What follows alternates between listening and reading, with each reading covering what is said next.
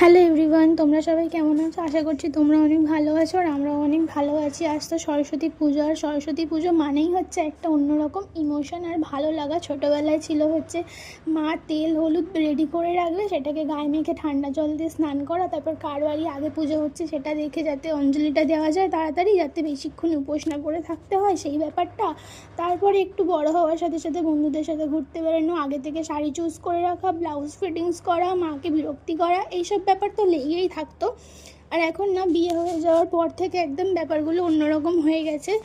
কিন্তু আজকে আমার দিনটা বেশ ভালোই কেটেছে, অন্যরকম হয়ে গেল। এই প্রথম মনে হয় আমি সরস্বতী পুজোতে চুড়িদার পরে ঘুরতে বেরিয়েছিলাম আমার বরের সাথে। শাড়িটা না ঠিক মানাচ্ছিল না, আর তার মধ্যে ছিল ঠান্ডা, একদমই ভালো লাগছিল না পরতে। আমরা গেছিলাম পাটুলি ঘুরতে, আর ওখানে গিয়ে দেখি মারাত্মক ভিড়।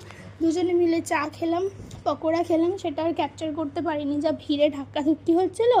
তারপরে বাড়ি ফিরে আসার টাইমে এই ঠাকুর কটা দেখে আর রাস্তা দিয়ে বাড়ি ফিরে আসছিলাম। বেশ ভালোই এনজয় করেছি, মজা করেছি। তোমরা কোথায় কোথায় ঘুরতে গেছো অবশ্যই জানি। আর কুল কেক আগে খেয়ে নিয়েছো পুজোর আগে? প্লিজ কমেন্ট করে জানিও কিন্তু।